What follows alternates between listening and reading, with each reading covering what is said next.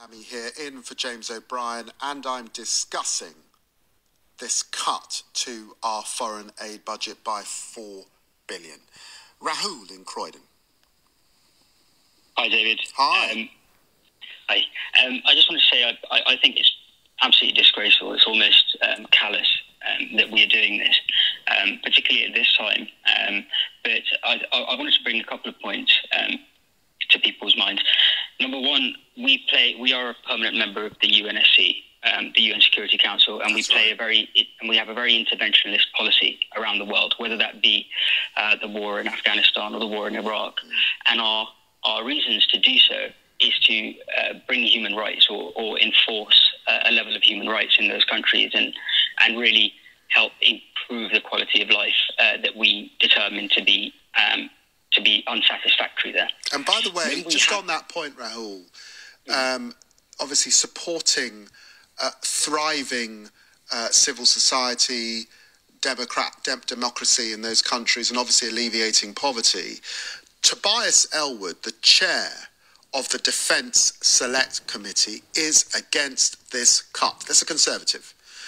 Lady Sugg, who was in the Foreign Office, partly responsible for policy on the ground in this area, she resigned. Andrew Mitchell, former Aid Secretary, again, Conservative, he has also widely criticised this move. These are not Labour people. They haven't got my politics, but they're people who recognise the point that you've just made, that actually, in the long term, this is going to cost us more. It's going to cost us more. Absolutely.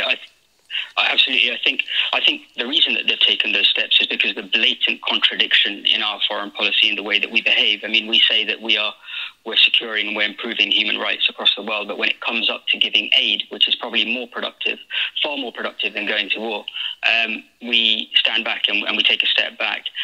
Those contradictions are clear again in what we say about human rights and women's education or girls' education, and then yet we sell tons of arms to Saudi Arabia.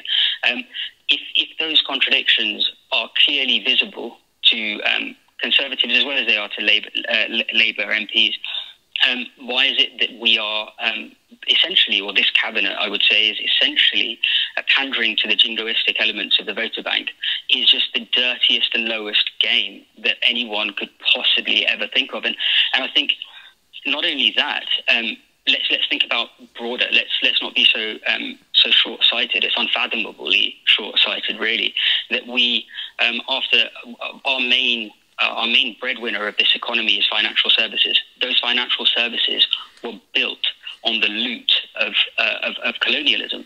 They were built on the millions and millions of people worldwide that were subjected to draconian colonialism under the British Raj, whether it be India or whether it be many African countries. And yet we've now forgotten that hundreds of these people, thousands, in fact, probably millions altogether, have died through World War I, World War II. The Bengal famine was a cause of maybe 5-6 million people dying. And yet we shrug our shoulders off to our historic responsibilities. I think it's not that long ago that we, that the Raj existed. It was 70 years ago. And what have we forgotten that? Have we forgotten that we have a moral duty? And I think particularly at this time, when we're talking about emergency aid, normal aid is one thing, but we're talking about emergency aid. We've had a few people come on that have said that, well, India is... the money doesn't go in the right places. I can't believe that we're framing the debate as in, is it no aid versus giving aid properly? If we care about giving aid properly, let's care about the methods in which we do it, rather than say, hang on a minute, it's not done properly, so let's not do it at all. What kind of argument is that? Rahul, I tell you, I think, Rahul, we've got to give you a show on LBC. You put your remarks so fantastically. It doesn't make any sense, and I thought it smacks of a certain kind of prejudice, doesn't it?